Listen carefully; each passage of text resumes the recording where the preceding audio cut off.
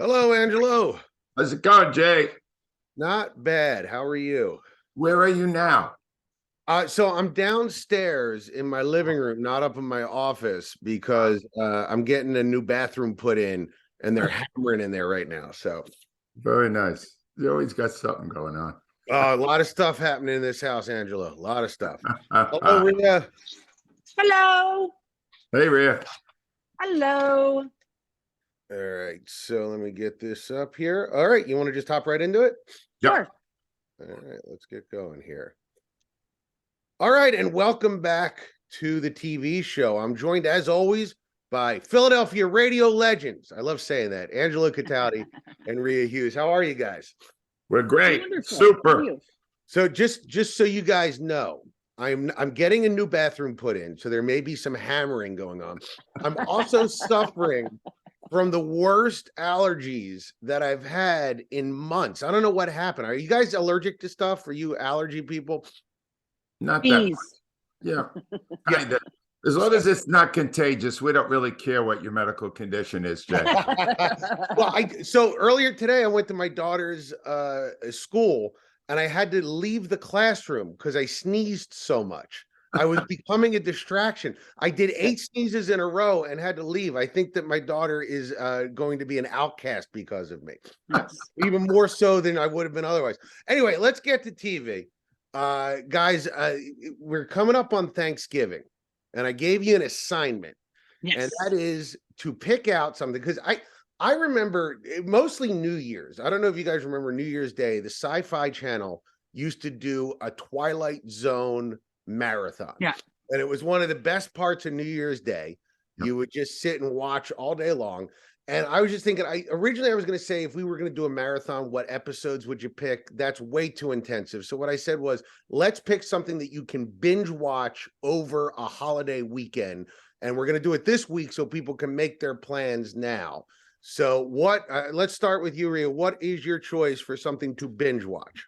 So I wanted to pick something if you're going to have family over. You don't want to pick anything that's too political, too religious, too whatever.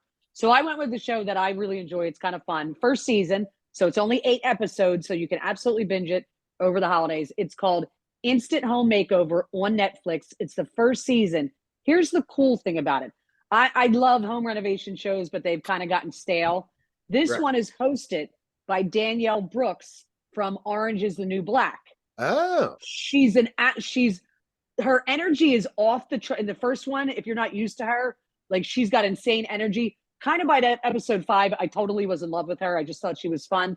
Here's where the surprise is. They plan these renovations 3 months in advance. The homeowners have absolutely no idea.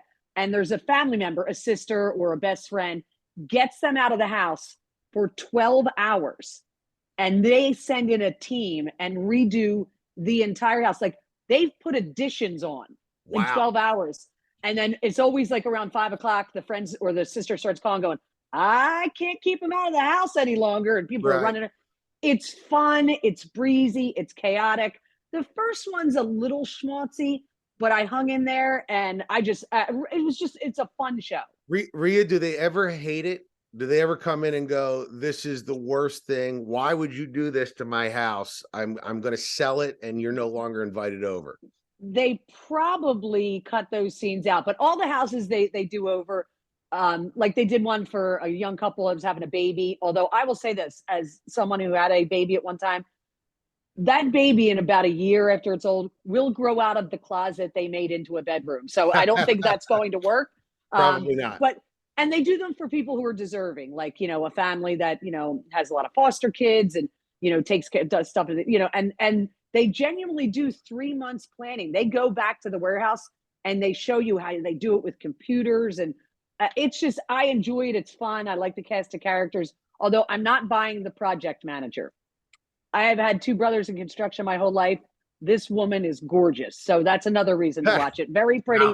Not buying that she's a project manager. So you guys name the network, Rhea. What's the name of the network? It's called Instant Home Makeover on Netflix. It is the first season, 8 episodes. So you guys can see this, but when Rhea said gorgeous, Angelo jumped up like a dog hearing a can opener. You didn't have me till then. Now I'm interested. There you go. All right, Angelo, what's your choice? I just want you to know it's a very good assignment you gave us, but I don't enjoy the rules because the best binges hook you, perhaps with your family, and then you just keep watching them until your life takes over. So if I have to adhere, obviously we've already talked about it. Beer is the best thing you can do. Oh, Right? what a great Yes. choice. Beer is Love 1 that. year and it's phenomenal. But I would prefer It's Always Sunny in Philadelphia, season 6. If you can't watch the whole thing, it's 15 seasons. Just watch season 6 because the last episode, if you plan it right, will be right around or near Christmas. And the 13th and final episode is the Christmas episode that I have not stopped talking about because it's one of the most amazing episodes of television I've ever watched. It is grotesque, it is tasteless, and I loved every second of it. So that, and again, I don't want to miss the opportunity to tell you to start Wentworth on Netflix because it's the best TV show maybe ever. So once you get to season 1, you won't turn back. I promise you. Thank you. You are right on the bear. The Bears, especially for Bear, a Thanksgiving yeah. weekend about food, it's spectacular. And that's what, 10 episodes, 25 minutes Yeah. each? It's not that long. It's great. So I was my original choice was gonna be White Lotus because I'm really enjoying season 2, but it's kind of a downer. It's funny, but it's funny in that way where afterwards you're like, am I a horrible person? And I don't know if anybody wants to feel more horrible on Thanksgiving. So my choice actually is a tag off of yours, Angelo, which is Mythic Quest on Apple TV Plus, which if you haven't seen that, it is by Rob McElhenney, the same guy who did Always Sunny. Also, the other guy, now his name is escaping me. There's another one of the other people on the show, the short guy, Charlie Day. Charlie Day is co-created it with him. It's about a software company where he is the creator of like a online multiverse kind of game, and he is the world's biggest ego. He just thinks, the 3rd season just started, and he put himself on a wall next to Mother Teresa in like the great history. So it's a different show than Always Sunny, but there's a lot of the same sensibility because McElhenney and Day are a part of it. It's 10 episodes, and it is well worth your time.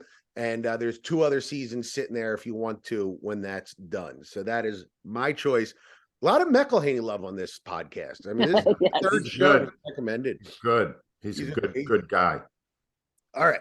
So moving on, my daughter, speaking of binging, is on a rewatch of Modern Family right now, which I love it. You're a big fan of Modern Family. Oh, absolutely. What's your thoughts on Modern Family? Take it, leave it. You like it?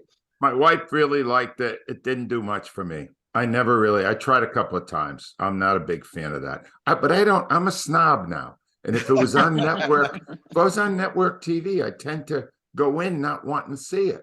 Yeah, it's bad. I can't do anything about it. I don't like network television. Anything that feels like, they're just padding it out, especially like when they go 8 to 10 seasons and it's like beyond where they should go.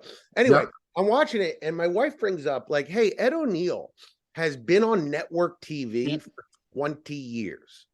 Now, like network TV money, I don't know if he's getting $1 million an episode, but he's probably getting 500,000 to $1 million an episode times 22 episodes times 20 years. I mean, and all of the residuals that Married with Children ran in reruns for 10 million years.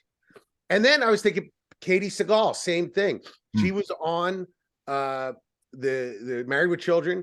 She went to 7 Rules for Dating My Teenage Daughter. She went on to Futurama, doing a voice on Futurama, and now she's on the 5th season of The Conners. So I just wanted to know, are there other people like that you can identify? Sneakily, probably more rich and famous than you think of, because Ed O'Neill has Tom Cruise money, but you wouldn't think that he had Tom Cruise money. So I assigned you a great one. I got a great one today. And I actually did a little research because I've seen this guy in several things, and he's awesome in everything, but you might not know his name. His name is Walton Coggins. Oh, right. On The Shield. He Yeah. was Shane Vendrell on The Shield, which was a phenomenal television show. Yes, And it then was. he went to the Vice Principals with Danny McBride. Yep. He was on Justified, which is another show nobody ever watched No. that's really good. Yes. And now here's how good he is. He's on 2 shows at the same time now. I haven't seen either one yet, but I was researching it. He's on Invincible and Fallout. This guy's done 25 roles since The Shield. He gets hired for everything. I think, isn't he in the Unicorn? He Oh might yeah, be he was in the Unicorn too. Yeah, that was. And I have to say, I enjoyed that show. Yeah, he's a great bad guy. He plays not always. Sometimes he's the good guy. In the Vice Principals, he was. No, in Unicorn, he's a good guy. In the Unicorn, he's a good guy. Plays a widower with 2 teenage daughters. Yeah, he can do it all. And I'm telling you, you never know his name, but you always know his face. And he's great. Walton Coggins. By the way, I just need to say, the Unicorn. I have a beef against the Unicorn, Rhea, because why? I had a TV project called Dilf, like a MILF, but a Dilf. Oh, And I had a fairly big TV actor attached to it, and we were taking it out and pitching it. And then the Unicorn happened, and everybody was like, well, this is basically the Unicorn. I'm like, but I wrote this years before. So I never had a chance to really go with it. But Dilf is kind of the same idea. yeah. The Unicorn was it's a good sitcom show. I enjoyed it. It was fun. Yeah, I mean, I'm nothing against the guy, just the creators of the show cut me out at the knees. All right, so what's your choice, Rhea? Did you get somebody? So I actually had 2 people, and the 2 people we've both spoken about. One is Judy Greer from Reboot. Okay? Oh yeah, my crush. Judy Greer actually has 150 credits, which is amazing. Because I mean, it's not like she's super old, but we know her from Wedding Planner, 13 going on 30. She's the classic sidekick, bubbly chick, pretty much in all those. That's why what she's doing in Reboot is so awesome, because she's playing against what she's always played. But you see her, and I didn't know her name until you assigned us to watch Reboot. And I'm like, I've seen her in a million things. The other one is Jennifer Coolidge, who we just saw in The Watcher. And the White Lotus. Yeah, and Stifler's mom, in American Pie. Best in Show, one of my all-time favorite movies. Legally Blonde, and the show we just watched. So, by the way, Watchers is coming back for a 2nd season. It is. Yep. So they're going beyond the real story. Now we're in just pure fantasy. No, and it'll never be as good. I won't watch it. That's why I'm not watching White Lotus right now. Yeah. Whenever they give you a self-contained story and it's successful, so now they have to bring it back, but it's never as good. And I always go, that was the story. Let it go. Yeah. And they won't do it. No, I won't do it. Won't do it. And another quick connection. We just said Dilf. Stifler's mom introduced the world to Milf. That was first instance that I can remember anybody talking about Milfs. But yeah, the White Lotus 2, Angelo, I'm 3 episodes in. It's pretty good. Yeah. Not as good as the first one, but they have Michael Imperioli in it, and I just absolutely adore him from The Sopranos, and he's playing a really good character. So it's worth your time if you haven't checked it out yet. Hey, real fast before we get into British Corner, I just want to bring this up because I watched it yesterday. Tulsa King. You know about this show? Have you seen it? I want to see it because Stallone's in it, right? Stallone is in it. It's a Sheridan verse, Taylor Sheridan verse.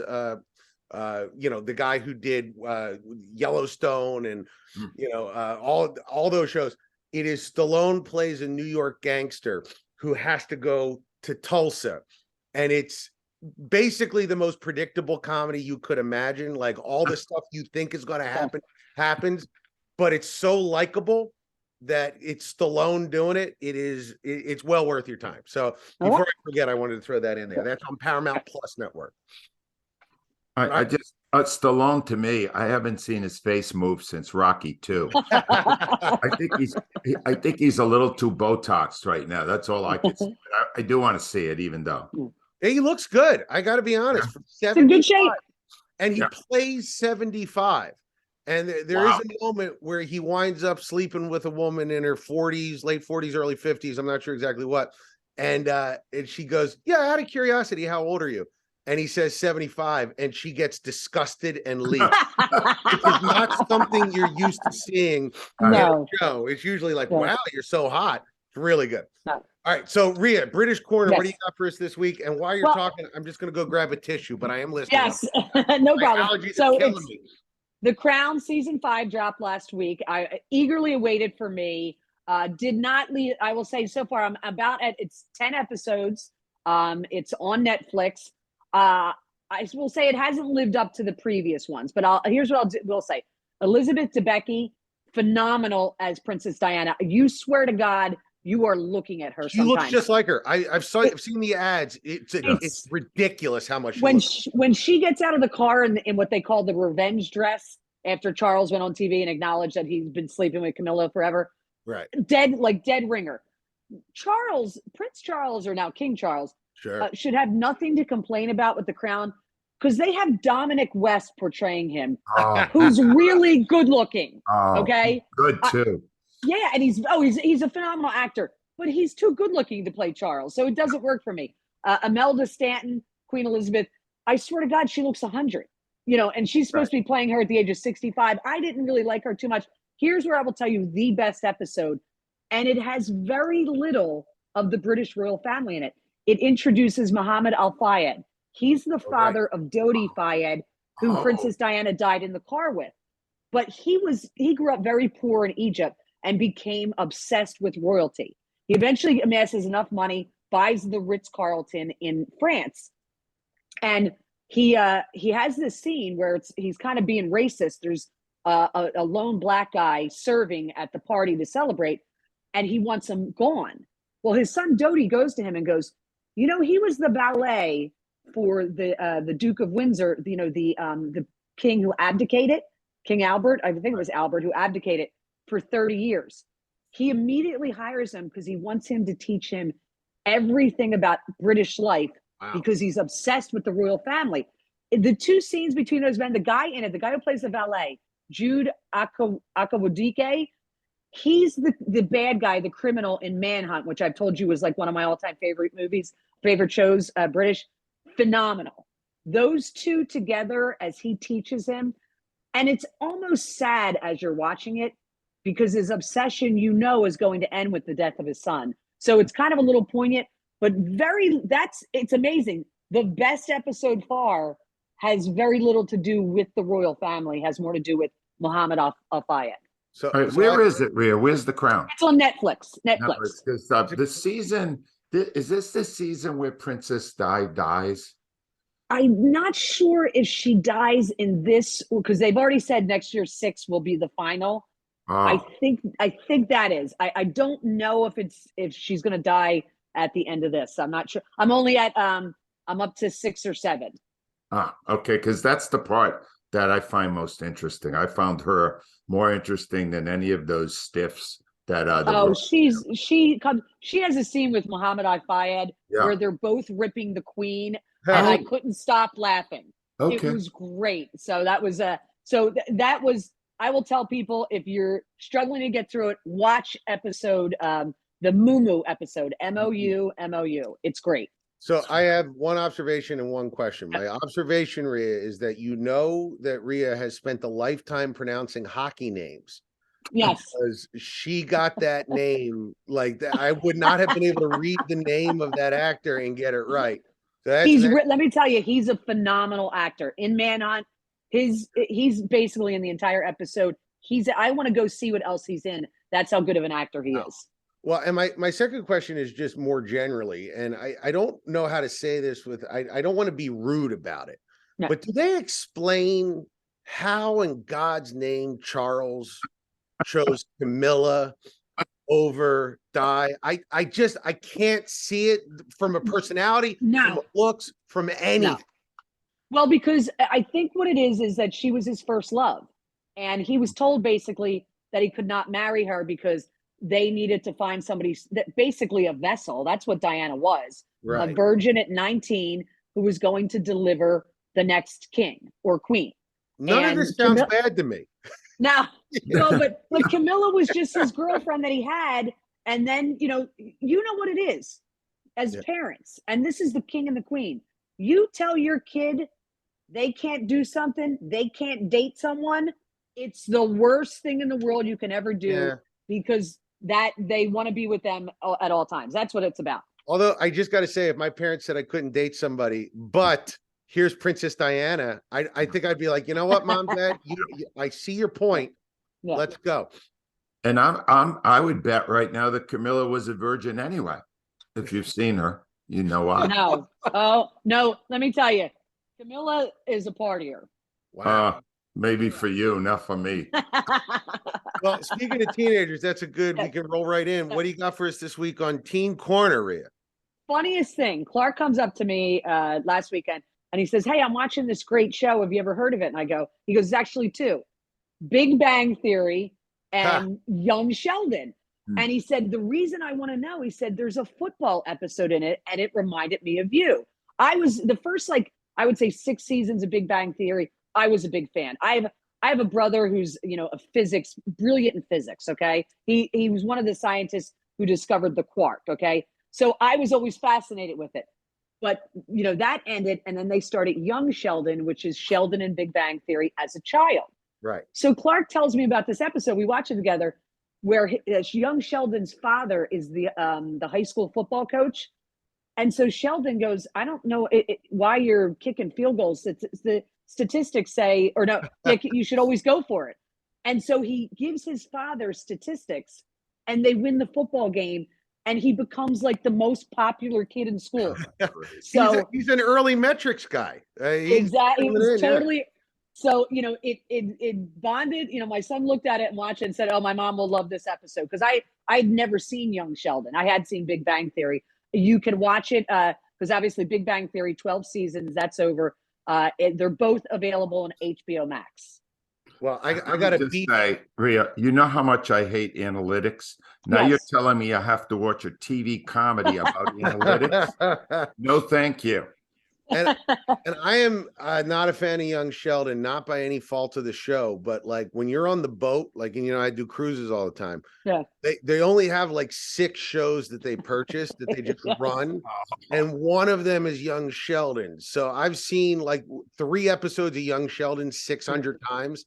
And it makes me want to jump off the boat. But real fast, if I could just jump in, Enola Holmes, if you haven't seen it yet on Netflix, it's about Sherlock Holmes's younger sister.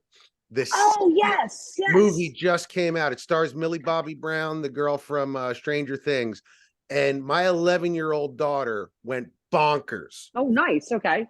It's like she's young, she's pretty, she's smarter than all the boys, and my 11-year-old was just like, I am in. They need to make 700 movies so I can watch all of them. So if you have a preteen or teenage girl in your life, hopefully it's your daughter or your niece. Right? Otherwise, you might want to seek help. But show them Enola Holmes. They're going to absolutely adore it. It's fantastic. Okay. All right, Angelo, what do you got for us this week? What are you watching? What's good?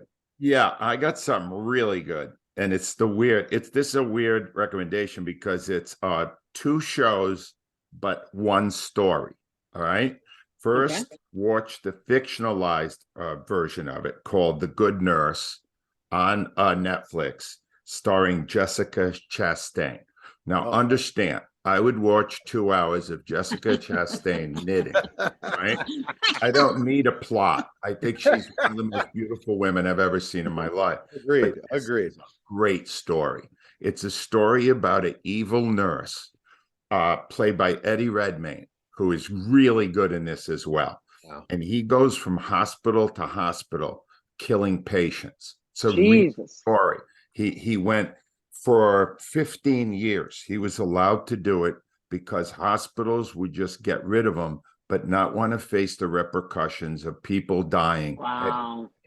So they covered it up place after place after place. Jessica Chastain plays the nurse that finally blew the whistle on. It's a great story because she's in a health issue of her own. I'm telling you, you'll be spellbound by how great they are together in this story. The last scenes, it has everything you could want in a gripping hour and 45-minute drama. And then I was so intrigued by the story. I always like when I see something based on a real story to see if there's actually a documentary on it. And there is. And it's also on Netflix, and it's called Capturing the Killer Nurse. And it shows you the real story with the real woman who blew the whistle. And it is also terrific because so much of what you see in the dramatization of it is real. So it's great on both of these things. That's 3 hours well spent right there. If you watch Capturing the Killer Nurse and then The Good Nurse with Jessica Chastain and Eddie Redmayne, phenomenal shows, both. Is it a period piece, Angelo, or is it contemporary? It's all happened in the early 2000s. Wow. Jeez. Whenever I hear about somebody going from town to town doing bad stuff, I always picture it early, like before the internet, because you could just do that. You could just go like 100 miles south and be like, I got a new name now. This is who I am. Whereas, once the internet started, that stuff started to be a little bit more difficult, but apparently not. Because this person got away with it. What you learn, Jay, is that most of the people populating our world are gutless and only care about themselves and don't care who else is victimized. And it makes you outraged that nobody stood up all these years knowing what he was doing in the healthcare field, no less. Wow. Mind-boggling. It'll stay with you for weeks. I will definitely check that out. And before we get out of here, I just want to say, I won't get too into it. Rhea, have you watched my movie yet? I sent you a copy of it. I finally have time today, so I am going to watch it. I had to do a bunch of stuff, but I am going to watch it. I sent Rhea an early preview of my movie, Angela. I would send you one, but I feel like a Lifetime thriller might not be up your alley. If it is written by Jay Black, I am on board from day one. Well, I will review it next week. Yeah, I will send it to you and we could talk about it. It's currently sitting with both Lifetime and Tubi as I await an answer. I am in flux, waiting to hear from them. But it's kind of interesting. I found out that Tubi is the fastest growing streamer. Huge. Yep. It is absolutely enormous for the people that have cut cords but don't want to pay, because it is a free service. And it's funny to me because it's like Tubi has reinvented television. It's like you don't have to have TV anymore. You can just have a streamer. Here's how it works. You watch it for free, but there's advertising. And everybody's like, wow, you've done it. I would have never thought of that. But here's the thing. It's interesting. We're worried that our movie might not be steamy enough for Tubi. Yeah. They like, R-rated movies to separate themselves from the Lifetimes of the world. So I actually had to be this guy. I had to call my editor and go, do we have any more skin? Get more skin for Tubi. And he wrote back, I put in all the skin that I could, Jay. And I was like, I feel dirty writing this. So hopefully next week I'll be able to give you guys a good news that it landed at either one of those places. But we're very excited about it. Is Jessica Chastain in it? Well, she is not. But I not interested. I have a girl named Aubrey. I think her last name is Reynolds that I think is right up your alley. You're gonna like it. Before we leave, I didn't do this last week. We got a lot of recommendations. I want to let everybody know what we've been recommending. Mythic Quest, Apple TV Plus. The Bear, Hulu, Instant Homemaker, Netflix, The Crown, Netflix, Big Bang Theory, HBO Max. What am I leaving out? The Good Nurse and The Capturing the Killer Nurse are on Netflix. Am I leaving anything out, guys? I think I got it all right. Get all those shows and watch them because they're all really excellent. And another week where Netflix won. Netflix. They're really good. They are good. You can't deny it. They're good. Now, all right, guys. Thank you so much. All right, see ya. See you next week.